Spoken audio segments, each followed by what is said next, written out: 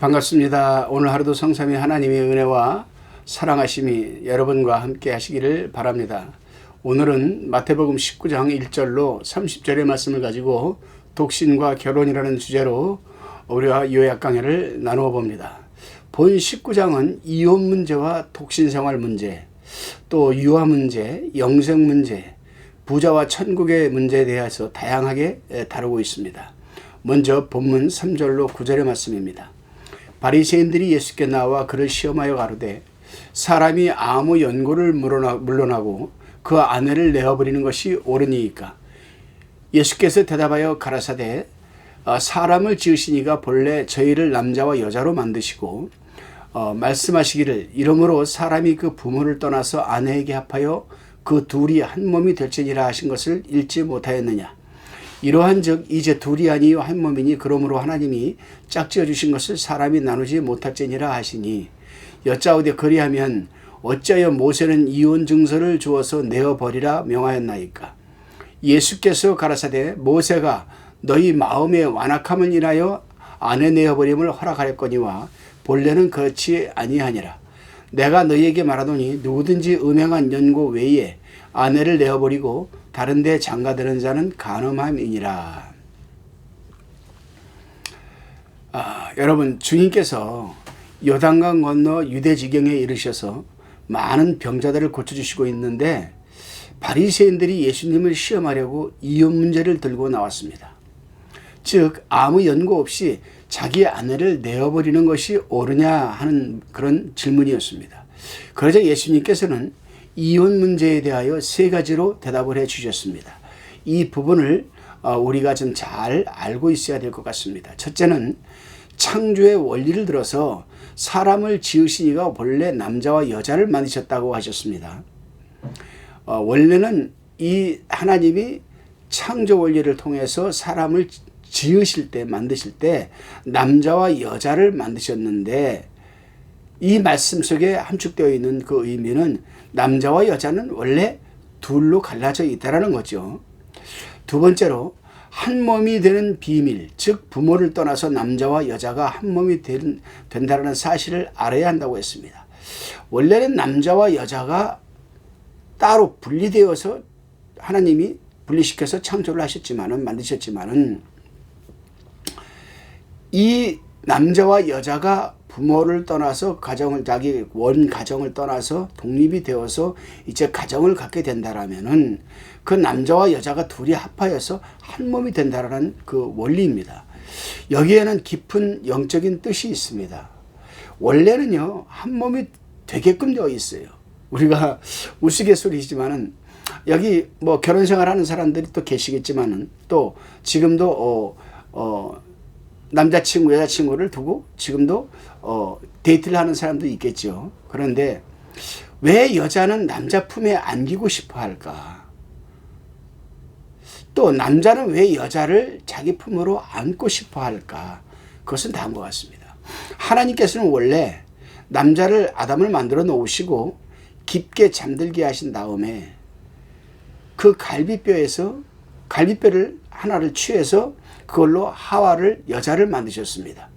그러니까 남자는 여자를 볼 때 자기 갈비뼈니까 자기한테 찾아오고 자기한테로 소유하고 싶고 그래서 안고 싶은 여자를 그런 마음을 갖고 있는 겁니다. 두 번째로 여자는 남자 품으로 자꾸 가고 싶어하는 그 이유 중에 하나가 자기 위치를 자기 있는 곳으로 찾아가고 싶어 하는 겁니다. 이것이 기속의 원리죠. 그렇기 때문에 세상은 남자와 여자는 혼자로는 절대로 독신을 살 수가 없다. 한쪽에서는 자기 위치로 들어가고 싶어 하고 한쪽에서는 자기를 찾아오고 싶어 하고 이러한 그 원리가 있는 겁니다. 세 번째로 하나님께서 짝지어 주신 사실을 들어서 사람이 임의로 나누지 못한다고 말씀해 주셨습니다. 이것은 하나님이 갈라주기 전에는 사람이 나누지 못한다는 의미가 있습니다. 하나님이 갈라주는 경우는 여러분 어떤 경우냐? 9절에 기록되어 있습니다. 그러자 바리새인들은 그럼 왜 모세는 이혼 증서를 주어서 이혼하라고 했느냐라고 다시 그들이 질문을 합니다. 이것은 바리새인들이 모세의 교훈을 왜곡해서 묻는 질문이었습니다. 왜냐하면 모세는 분명히 신명기 24장 1절로 4절에서 수치되는 일이 있거든 이혼 증서를 써주어 내어 보내라고 했는데, 이들은 왜곡하여서 수치되는 일이라는 조건부를 빼어버리고 무조건 이혼 증서만 주면 이혼할 수 있다라고 그들 그렇게 말을 하는 겁니다.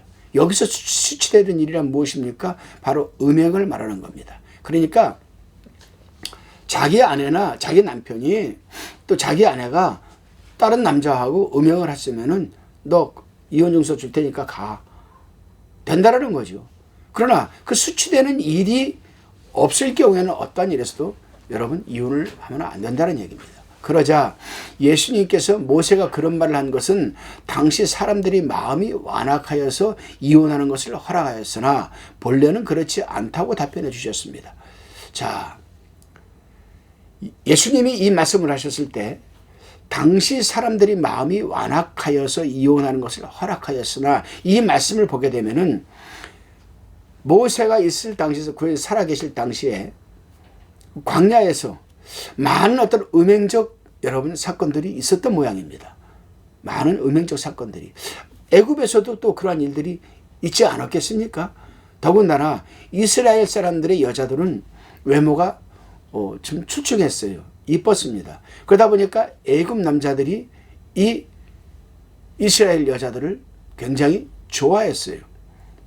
성경에는 나오지 않지만 제가 개인적으로 추측했을 때 갈렙이라는 이름이 히브리 이름입니까? 애굽적 이름입니까? 제가 볼 때는 애굽식 이름이에요. 그러면 갈렙이 애굽에서 태어났는데 왜 애굽식 이름을 갖게 되었을까라고 생각해 봤을 때 아마도 갈렙의 어머니가 애굽 남자를 만나서 결혼해서 갈렙을 낳지 않았는가, 그런 제 개인적인 추측이 있습니다. 자, 그러면서 누구든지 음행한 연고 외에 이혼하고 다른 데 장가드는 자는 간음하는 것이라고 하였습니다. 여러분, 여기서 우리는 하나님이 부부를 갈라지게 하는 경우를 살펴보면 두 가지가 있음을 알 수가 있죠. 먼저는 부부 중에 어느 한쪽이 음행을 하였을 경우와 어느 한편이 죽었을 경우입니다. 그러나 호세아 선지자처럼 음행한 아내를 설득하고 회개시켜서 데리고 사는 것도 가능한 겁니다. 신약성경 고린도전서 7장 15절에 보게 되면은 신앙 문제 때문에 갈라지지 않을 수 없는 경우에 갈라질 수 있다고 하였습니다. 부부 중 한편은 믿고 다른 한편은 믿지 않을 때, 믿지 않는 쪽에서 신앙 문제로 인하여 이혼을 요구할 때는 구애받을 필요 없이 이혼할 수가 있다고 여러분 가르치고 있습니다. 그리고 웨스트민스터 신앙고백서 제24장 6항에 보게 되면은 가능이 아니라도 교회로나 법이 어떻게 할 수 없는 고의적인 부부관계 거절은 결혼의 약속을 취소할 충분한 원인이 된다고 얘기하고 있고, 장로교 정치문답 조례 166문답에는 음행이 있거나 오랫동안 집을 버리고 멀리 가서 이 가정사의 책임을 다하지 못할 경우에는 이혼하는 것이 가다라고 하였습니다. 오늘날도 여러분 우리 세상 이 법에도 남편이나 아내가 집을 나가서 최소한 6개월 이상 가정에 연락이 안 되고 가정사의 책임을 다하지 못하면 이혼의 사유가 될 수가 있다라고 말하고 있습니다. 다시금 본문 10절로 12절입니다. 제자들이 가로되 만일 사람이 아내에게 이같이 할진대 장가들지 않는 것이 좋삼나이다. 예수께서 가라사대 사람마다 이 말을 받지 못하고 오직 타고난 자라야 할지니라. 어미의 태로부터 된 고자도 있고 사람이 만든 고자도 있고 천국을 위하여 스스로 된 고자도 있도다. 이 말을 받을 만한 자는 받을지어다. 아멘. 예수님께서 이혼 문제에 대하여 말씀을 마치시자 제자들이 사람이 아내에게 얽매여 생활하는 것보다 결혼하지 않는 것이 좋겠습니다라고 하자 예수님께서는 독신으로 사는 것도 타고난 자만이 할 수 있다고 하시면서 독신으로 사는 자들 중에는 태어날 때부터 고자도 있고 인위적으로 고자된 자도 있고 천국을 위하여 스스로 고자된 독신도 있다고 하였습니다. 그렇습니다, 여러분. 사도 바울처럼 하나님을 위해 스스로 독신 생활을 하는 사람도 있다라는 겁니다. 그러나 끝에 예수님께서 그 말씀을 했습니다. 이 말을 받을 만한 자는 받을지어다. 그렇습니다. 결혼할 사람은 하고 하나님의 영광을 위해서 혼자 살 사람은 살고 그렇게 하라. 이건 선택적 의지는 우리들에게 주신 것이죠. 다시금 본문 16절로 22절 말씀입니다. 어떤 사람이 주께 와서 가로되 선생님이여 내가 무슨 선한 일을 하여야 영생을 얻으리이까. 예수께서 가라사대 어찌하여 선한 일을 내게 묻느냐. 선한 이는 오직 한 분이시니라. 내가 생명에 들어가려면 계명들을 지키라. 가로되 어느 계명이오니까. 예수께서 가라사대 살인하지 말라, 간음하지 말라, 도적질하지 말라, 거짓 증거하지 말라, 내 부모를 공경하라, 내 이웃을 내 몸같이 사랑하라 하신 것이니라. 그 청년이 가로되 이 모든 것을 내가 지켜 싸우니 아직도 무엇이 부족하리이까. 예수께서 가라사대 내가 온전하고자 할진대 가서 내 소유를 팔아 가난한 자들을 주라. 그리하면 하늘에서 보화가 내게 있으리라. 그리고 와서 나를 쫓으라 하시니 그 청년이 재물이 많음으로 이 말씀을 듣고 근심하여 가니라. 여러분, 본문은 영생에 관한 문제를 다루고 있는데 어떤 사람이 예수님께 나왔습니다. 마가복음 10장 17절에 보면은 이 사람은 어려서부터 계명을 철저히 지키면서 엄한 종교 생활을 하고 있었습니다. 자기 영생 문제가 확실히 들지 않자 예수님께 나와서 영생 문제를 여쭤보았던 것입니다. 본문을 보면 이 사람은 내가 무슨 선한 일을 하여야 영생을 얻으리이까 이렇게 묻습니다. 이 사람은 선한 일을 하여야 영생을 얻을 줄 알고 아마 있었던 것 같아요. 그런데 예수님은 이렇게 답변을 해주십니다. 어째여 선한 일을 내게 묻느냐. 선한 일은 오직 한 분이시니라. 그렇습니다, 여러분.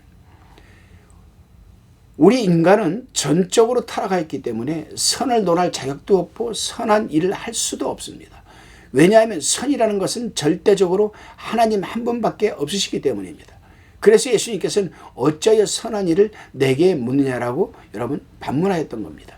이제 예수님은 좀 더 점진적으로 이 사람이 무엇 때문에 영생에 대하여 확신을 갖고 있지 못한지를 깨닫게 해주고 좀 계십니다. 예수님은 이 사람에게 내가 생명에 들어가려면 계명들을 지키라고 하셨는데 이 사람은 다시 묻기를 어느 계명입니까 하자 예수님께서는 살인하지 말라, 간음하지 말라, 도둑질하지 말라, 거짓 증거하지 말라, 내 부모를 공경하라, 내 이웃을 내 몸과 같이 사랑하라고 하셨습니다.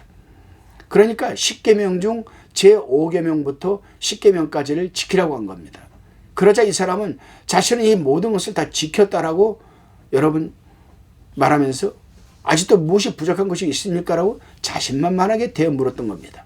그러자 예수님께서 이제 정작 이 청년에게 말씀하시고자 하는 부분을 이제 또 말씀을 하십니다. 그게 뭐냐? 내 소유를 팔아서 가난한 자들을 주고 나를 쫓으라고 하신 것입니다. 그러자 이 사람은 재물이 많음으로 이 말씀을 듣고 근심하여 돌아갔습니다. 여러분, 여기서 우리가 한번 생각해 봅시다. 재물이 많이 있는 사람이 선한 일을 하는 것은 어렵지 않습니다. 그러나 재물이 없는 가운데서 선한 일을 하려면 참 힘이 들죠. 힘이 듭니다. 저도 지금 교회를 건축을 지금 준비해 나가고 이제 건축을 해 나가고 있는데 재물이 없다 보니까 물질이 없다 보니까 참 너무도 힘이 들어요. 너무도 힘이 들어요. 정말 포기하고 싶을 때가 하루 이틀이 아닙니다. 재물이 많은 가운데에서야 하나님의 성전을 짓는 것은 누구나 다 할 수 있는 것이죠, 여러분. 그래요, 마찬가지입니다.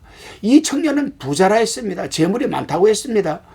그러니까 이 사람은 재물이 많은 가운데에서 아주 미미한 일부를 가지고 자기는 선한 일을 했으니까 자기는 영생을 얻을 줄 알았던 거예요. 그러나 여기서 우리가 분명히 알아야 할 게 있습니다, 여러분. 우리가 예수 믿고 구원받고 제3의 은총과 구원을 얻어서 천국에 들어가 영생을 살려면은 여기에 대한 모든 것들은 하나님의 주권 속에 있습니다. 하나님이 은혜를 주시고 하나님이 선택해 주셔야만이 영생을 얻고 구원받을 수 있는 것이지 물질을 가지고 선한 일을 했다고 해서 구원받는 것은 아니라는 겁니다. 물론 물질이 있어서 어려운 사람들과 나누는 것은 하늘의 상급과 관계가 돼 있는 거죠. 하늘에 가서 상급 받는 거.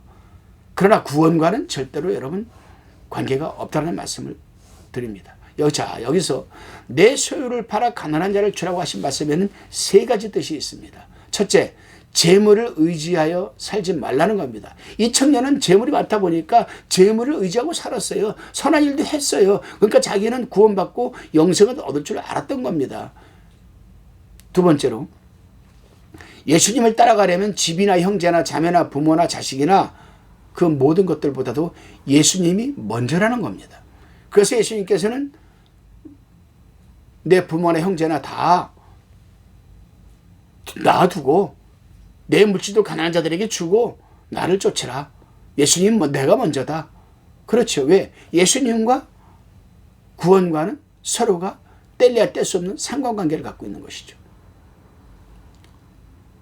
예를 든다라면은 여러분, 믿음 플러스 선한 일 이퀄 구원. 세 번째로, 의식적이고 도덕적인 부요함, 즉 종교의식이나 도덕적으로 만족하고 자랑하고 의지하는 것을 떠나서 심령이 가난한 자가 되라는 뜻이 여기 함축되어 있는 겁니다. 여러분도 한번 곰곰이 이 말씀을 드리면서 자신을 생각해 보시기 바랍니다. 절대로 여러분 물질을 가지고는 우리가 구원받을 수가 없습니다. 하나님의 은혜에 의한 여러분, 창세전에 하나님이 선택받은 백성만 구원받을 수 있다. 본문 23절로 30절의 말씀입니다. 예수께서 제자들에게 이르시되 내가 진실로 너에게 이르노니 부자는 천국에 들어가기가 어려우니라.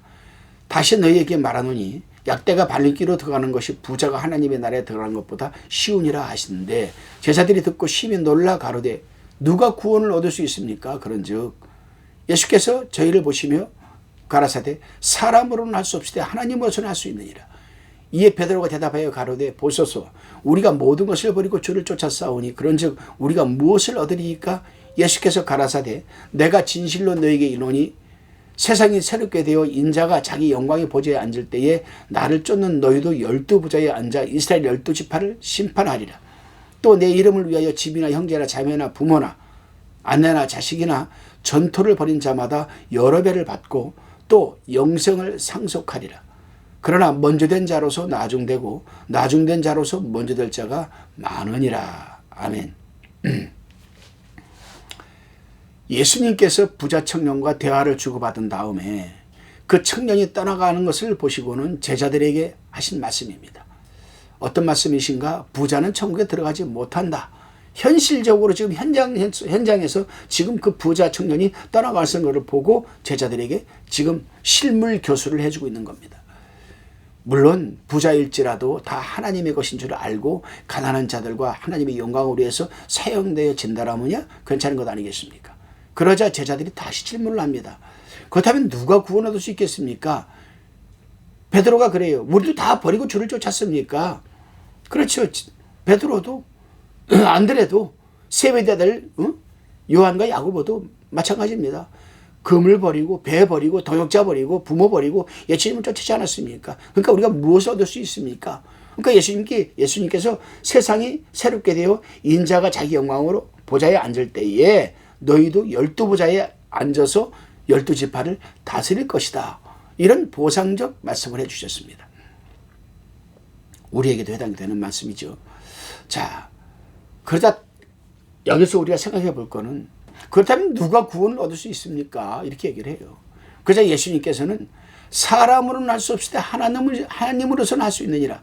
그만큼 그런 사람은 극히 적다는 것입니다. 뭐가? 물질이 많은 사람은 그만큼 갈등도 많고 물질이 많은 사람은 그만큼 신앙생활하기가 참 힘들고 물질이 많은 사람은 그만큼 여러분 구원받기가 힘들다라는 거예요. 한번 대표적인 케이스로 얘기를 한번 해봅시다. 제가 안산에서 목회를 할 때 부산에서 야밤노조 해가지고 온 사람이 있었어요. 부부인데 제가 부흥의 집회를 갔다가 교회 들어오니까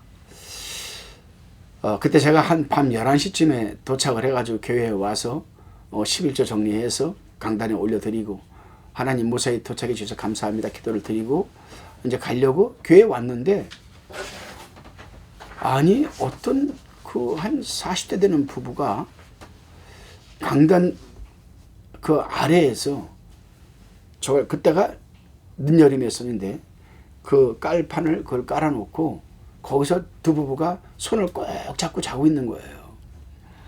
이게 뭔가 하고 전도사님한테 전화를 걸었더니, 이제 저는 집에 왔죠. 그리고 아침에 전화를 걸었죠, 전도사님에게. 전도사님, 어제 밤에 보니까 교회 강대상에 밑에 어떤 부부가 자고 있는, 부부 같은데 손을 잡고 있는 거 보니까 지금 누군가 그랬더니 얘기를 하는 겁니다.